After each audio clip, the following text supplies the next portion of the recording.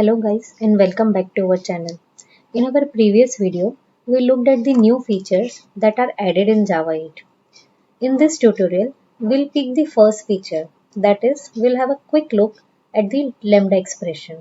And I hope by the end of this video, you'll become comfortable in writing a Lambda expression.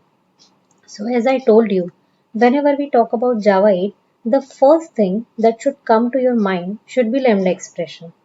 So in this video, we'll learn what is a Lambda expression, what are the benefits of Lambda expression, what are the syntax of Lambda expression, how to write a Lambda expression, and some of the examples of Lambda expression.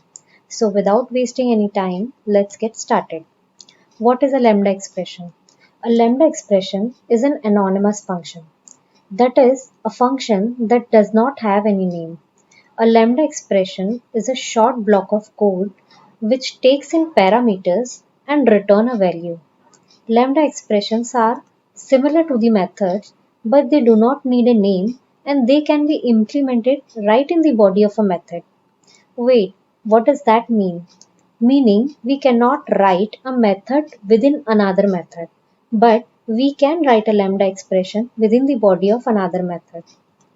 Lambda expressions are usually passed as parameter to the methods. Lambda expression is used to provide the implementation of a special type of interface. These kind of interfaces are called functional interfaces. It saves a lot of code. In case of Lambda expression, we do not need to define the method again and again. So a lot of boilerplate code is eliminated. Here we just write the implementation code. Lambda expression is treated as a function. So the Java compiler does not create a .class file for Lambda expression. What are the benefits of Lambda expression? The first and the most important benefit of Lambda expression is the support for functional programming. What does this mean? It means that Lambda expression can be used to provide the implementation of a functional interface. The second benefit is less lines of code. Lambda expression helps you to write complex programs in a very short manner and thus reduces the overall lines of code. The third benefit is more readable and manageable code. And the last one is parallel execution. Now let's understand the syntax of Lambda expression. To understand the syntax of Lambda expression, consider the following statement.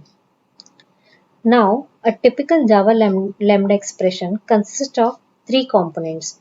The first one is the parameter list. It can be empty or non-empty, depends upon your requirement. Then there is an arrow token. It is used to link the list of parameters and the body of expression.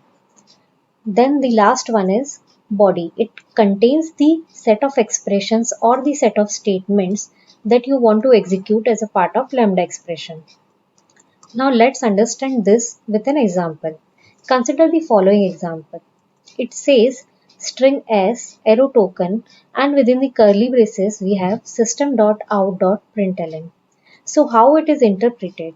Here s is the type of string and x is an input parameter to the Lambda expression, followed by the arrow token. And then comes the curly braces. These curly braces have system.out.println. This forms the body of Lambda expression. So guys, this was it for this video. We'll meet in another video and learn how to write a Lambda expression. Hope you liked the video and so do like, share and subscribe. Stay tuned for yet another videos on Java 8. Till then, take care, bye bye and thank you for watching.